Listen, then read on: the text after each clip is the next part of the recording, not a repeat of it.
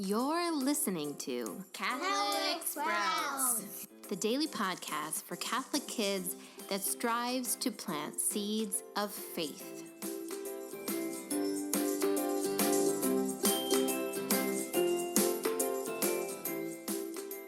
Hey there, Sprouts. Today is Tuesday, March 19th, 2019. It is also the feast day of a great saint. Today is the feast day of Saint Joseph. Saint Joseph was, of course, the stepfather of Jesus Christ and also the husband of the Blessed Virgin Mary. We look to Saint Joseph as the protector of the weak and a protector of the pure. Now, of course, he was known for protecting these things because of what he did on earth. Saint Joseph was picked by God to be the protector, the stepfather of Jesus when he was a tiny infant, and as he grew during those years when he was at home with Mary and Joseph in Nazareth. Saint Joseph was also picked to be the protector of the Virgin Mary, who is purity itself. Saint Joseph is oftentimes depicted with a lily. So if you are in need of protection, if you are feeling weak or your purity is being threatened, I encourage you to look to Saint Joseph. This week on the Catholic Sprouts podcast, we are talking about Jesus Christ as part of our Jesus Tree during Lent. This week, we are focusing on the beginning of his public ministry. Yesterday, we talked about his baptism, and today we are going to talk about his period of temptation in the desert. After Jesus was baptized by St. John the Baptist, Jesus immediately went into the desert for 40 days. Now, hopefully that sounds familiar. We also are on a bit of a desert, a retreat, a fasting from life's pleasures during Lent.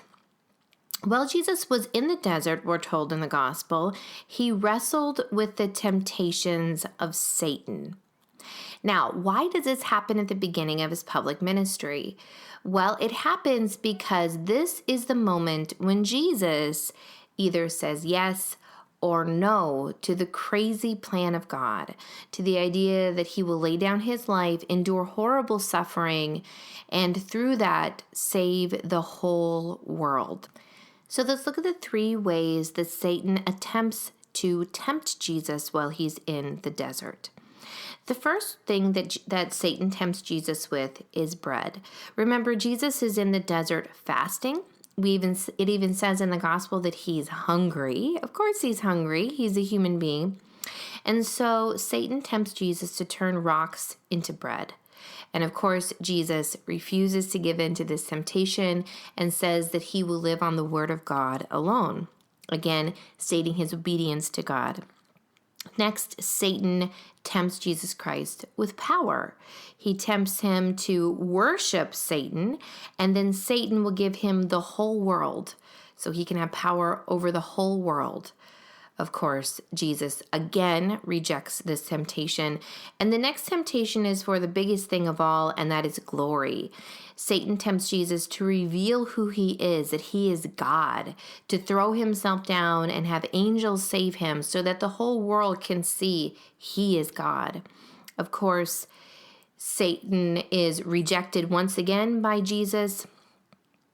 Jesus abandons himself completely into the hands of God, chooses obedience by rejecting these three temptations, and through him rejecting the temptations of Satan, he again, just like in his baptism, accepts all that the Father has set before him to do, all of the hard, horrible things that will be part of redeeming the whole world.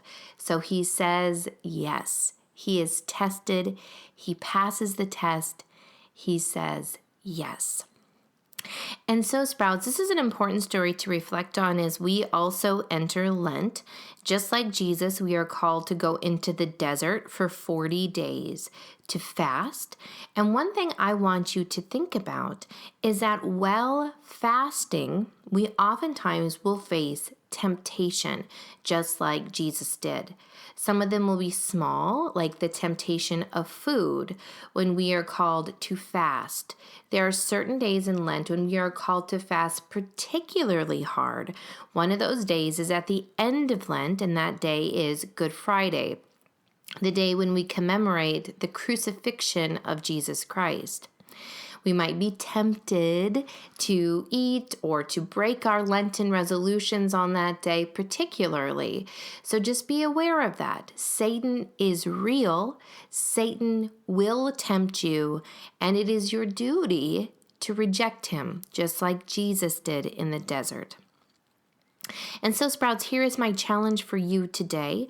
I want you to really acknowledge that Jesus is real, that Satan is real, and that temptation is real.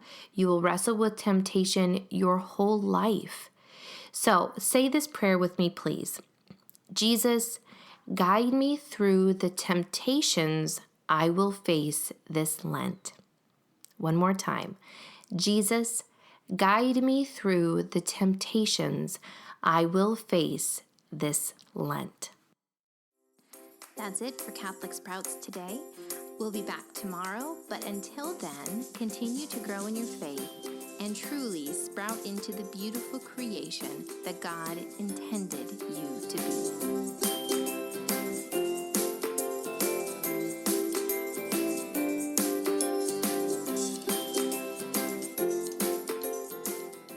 One final word to the grown-ups. Thank you so much for listening to the Catholic Sprouts podcast. I would like to invite you to join a special Facebook group just for those that listen to the Catholic Sprouts podcast. We will use this group to connect, to share resources around that week's theme, and simply celebrate raising future saints.